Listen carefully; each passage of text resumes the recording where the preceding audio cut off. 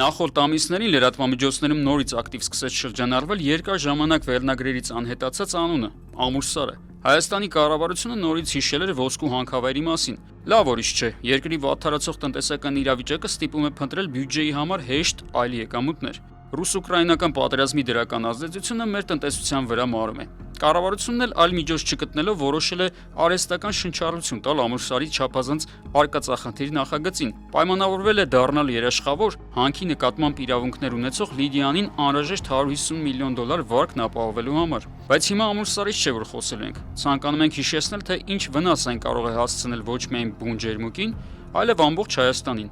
Հստակ երևում է, մոտիկացնենք եւ տեսնում ենք, որ Սպանդարյանի ջրամբարից կանաչ գծով դեպի Կեչուտի ջրամբար, ուրեմն այդ Արփասեվանի թունելի այդ հատվածը հստակ անցնում է Ամուլսարի այդ հանքային, ուրեմն պոլիգոնի, հանքային տեղամասի դեղին պոլիգոնի տակով։ Կեչուտով արդեն այստեղից, նայեք, այս մասից, Կեչուտից արդեն կանաչ գծով,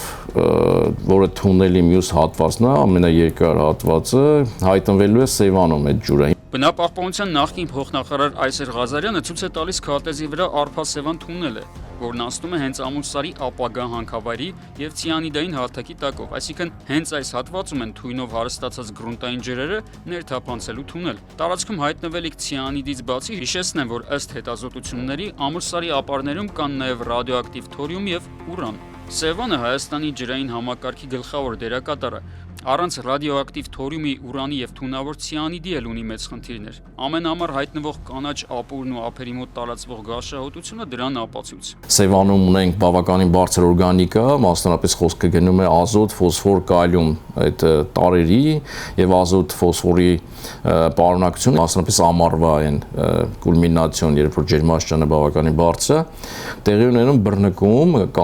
կապտականաշ ջրի մորների զարգացման։ Հիմա եթե Ամուլսարից Արփասեվանով եկող ջրերն էլ բերեն ռադիոակտիվ թունավոր կոկտեյլը եւ հասցնեն Սևան, ինչպես կանխատեսում են մասնագետները, կունենանք մի աներևակայելի խնդիր, որի տակից երկիրը դժվար դուրս գա։ Ինքը կայուն թույն է համարվում եւ ապագայում եթե ինքը կայունանալ է ջրում, այդ ջուրը նաեւ ոռոգման համար հնարավոր չի լինի օգտագործել։ Մենք պետք է դադարեցնենք Սևանին որպես խաղալիք վերաբերվելու կամ ջրի տարա վերաբերվելու եւ դա բացարձակապես անթույլատրելի է։ 2018-ին նոր իշխանության եկած Նիկոլ Փաշինյանը չէր կարող պատկերացնել, որ տարիներ անց իր հավանությանն արժանացած նախագիծը կարող է Սևանը վերածել թունավոր ջրով լցված տարրայի։ Կանաչող Սևանի խնդիրներից մեկը ամեն տարի լիշ թափվող 100,000-ավոր տոննա կոյուղաջրերն են։ Այս խնդիրը ցավոք տարածված է ամբողջ հանրապետությունում։ Հայաստանում 97-ից ավել տոկոս կեղտաջրերը պարզապես գնում են շրջակա միջավայր, ջրային ռեսուրսներ եւ այլն, իսկ այնտեղ շատ փոքր տոկոսով կեղտաջր մաքրման են ենթարկում եւ դրանք միայն մեխանիկական մաքրման մասին է խոսքը։ Հայաստանում միջև հիմա թե հասարակության թե կառավարության շրջանում չկա հստակ ընկալում, որ կոյուղաջուրը եւս ռեսուրս է եւ բավականին թանկ ռեսուրս։ Պետք լրատվամիջոցի լրագրողները ժամանակին մի քանի հետաքննություն են իրականացրել պարզելու համար, թե կոյուղաջրերի քանի տոկոսն է Հայաստանում մաքրվում եւ երկրորդ անգամ կիրառվում։ Սովետական միության շրջանում Հայաստանում կային մոտ 27 մաքրման կայաններ, որոնց մի մասը աշխատում էր, որոնց մի մասը նոր էր կառուցվել եւ պիտի աշխատեր, որ չաշխատեց, իսկ ներկայիս պայմաններում մենք ունենք 6 մաքրման կայան, դրանք մեխանիկական են ու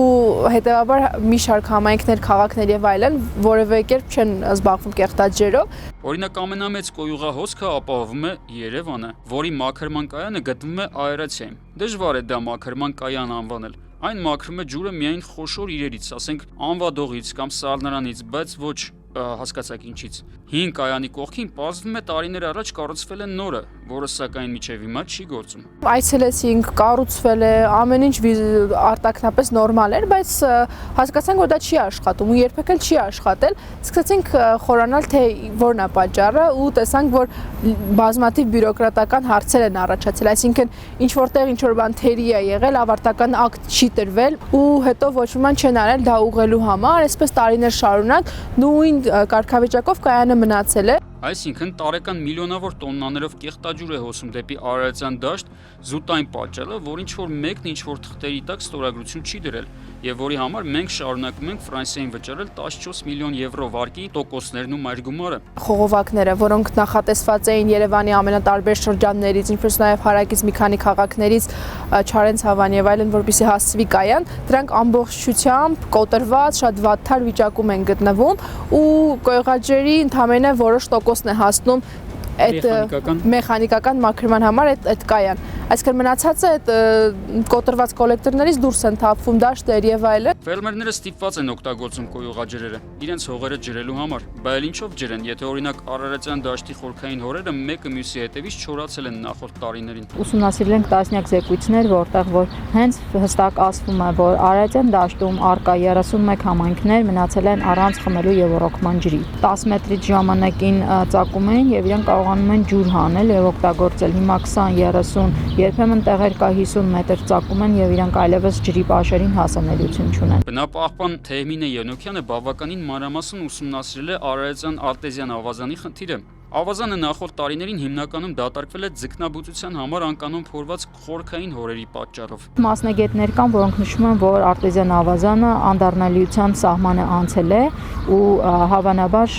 այլևս կարող է եւ չվերականգնվի։ Կա նաեւ տեսակետ աշխարհագրագետների կողմից, որ դա բավականին վտանգավոր է սեյսմիկ տեսակետից, երբ որ ավազանը դատարկվում է, տարածքը դատարկվում է եւ առաջին իսկ ցնցումից կարող ուղղակի փլվի։ Հիմա կառավարությունը ֆիքսել է, որ ձկնաբուծարանները պետք է վերցված ջուրը սկսեն մաքրել եւ կրկնակի կիրառել։ Այ ֆերմերների հարցը բարդ է։ Այգիների ոռոգման համար խորքային հորերը մեկ է շահագործվելու են։ Սեզոնին ջրամբարներում հավաքված ջուրը միևնույն է չի բավարարում։ Մենք այսպես տարին ավարտվում է մի կերպ ինչ որ ձևով գլորում ենք, հետո փետրվարի վերջերից սենց նստում ենք ու նայում ենք երկնքին, տենանք անձրև ավելի շատ կգա, թե չի գա, ջուրը ավելի շատ կլինի, թե չի լինի։ Լավ է, որ կառավարությունում կա մեկը, որը պատկերացնում է, թե ինչ է ջրի խնդիրը, իսկ գիտի նա, թե ինչից է առաջացել այդ խնդիրը։ Ջուրը ուղղակի հոսում է, բայց չի կառավարվում։ Կան կազմակերպություններ, պաշտոնյաներ, չգիտեմ, ընթացակարգեր, օրենքներ, կառավարության որոշումներ, բայց ջուրը հանրապետությունում չի կառավարվում։ Հաշվի առնելով, որ ջրի կառավարումը հենց կառավարության խնդիրն է, պետք է որ այն վաղուց արդեն լուծված լիներ։ Ի վերջո Փաշինյանը վաղուց արդեն խնդիրները մատնանշող падգամավորից պետք է վերածված լիներ խնդիր լուծող վարչապետի։ Հիմա գանք կաթիլային համակարգին։ Հայաստանում պաշտոնապես տարեկան գրանցվում է մինչև 65% խմելու ջրի եւ 75-ից 80% ոռոգման ջրի կորուստ։ Այսինքն կառավարությունը վերցնում է ջրամբարից 1000 լիտր ջուր, ճանապարհին թափելով բերում հասնում է իմ հող ընդամենը 250 լիտրը, հետո ինձ վրա մուննատ գալիս, թե ինչու այդ 250 լիտրը խնայողաբար չեմ օգտագործում։ Պետք է այդ համակարգը ամբողջությամբ լինի, որ ջրամբարում ջուր հավաքելուց մինչև ֆերմերին հասնելը ինքը որևէ ձևի ջրի կորուստ չունենալ, այսինքն որը 99.8%-ով դու կարողանաս ջուրը հասցնել համապատասխան հասցեին։ Իսկ մենք տեղեր ունենք ընդհանրապես ջուրը տեղ չի հասնում, որովհետև առուների միջոցով փտած խողովակների Իդեպ կա կարծիք, որ սեզոնին ջուրը ջրամբարներում քիչ է լինում ոչ միայն կլիմայի պատճառով։ Ուղղակի խորամանկ չինովնիկները կարողանում են ամեն ինչ բարթել կլիմայի վրա։ Գյուղային կոմիտեի նախագահան, որ հիմա հանդիսանում է Գեղարքունիքի մարզպետը, նախկին Գյուղային կոմիտեի նախագահան, նշեց, որ մասնավորապես Մարմարիկի ուրեմն ջրամբարի մասը, որ լցված չի եւ այլ, այսինքն հիմնավորումներից մեկն էր լրացուցիչ ուրեմն Սևանից ջուր բաց թողնելու ուրեմն հիմնավորում որպես եւ արբանյակային պատկերով այսպես համադրությամբ ցույց տվեցինք, որ մեղմ ասած իր ասածը այդքան էլ իրականության չի համապատասխանում եւ դրանք կեղծ հիմքեր էին, որ կարողանային նորից դիմել եւ ստանալ լրացուցիչ ծավալներ Սևան։ Չորային կլիմային եւ տարբեր խմբերի շահերին ծառայող չինովնիկներին գումարվում է ողերիմ հարևանը, որը Սիրիայում եւ Իրաքում հաջողությամբ փորձարկել է ջրային տերորի իր քաղաքականությունը, էականորեն նվազեցնելով Տիգրիսի եւ Եփրատի հոսքը դեպի այդ երկրներ։ Արաքսի վրա մասնարապես վերջին տարիներին կառուցվել են բավական լուրջ ջրամբարներ, մասնարապես Հարակուրտը, հա թուրքերը, Հարակուրտի ջրամբարը բավականին մեծ ջրամբար է, այստեղ տեսնում եք։ Որոշ այլ նաև ջրամբարներ հոսքը գնալով նվազեցվում է, եւ այստեղ նաև կա մյուս ջրամբարը, որ հենց Ախուրյանի եւ Արաքսի միախառնման տեղից մի փոքր վերև կառուցվելու է, մոտարապես Highline մակերեսը կազմելու է 2000 հեկտարի։ Մոտարապես 50,000 հեկտար գյուղատնտեսական հող, որը ինտենսիվ, այսպես, մեր կողմից Արմավիրի մարզում հիմա ցույց եմ տալիս, տեսնում եք, այս դեղին գծերով, ուրեմն ոռոգումն է իրականացվում այս հողերի,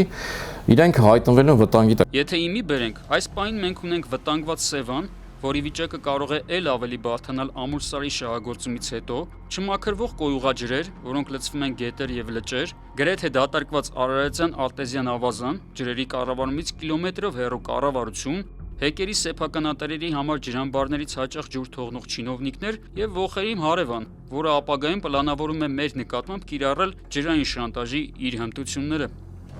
Արմեն Աթալյան, Տիգրան Նադարյան, Օրագիր Նյուզ։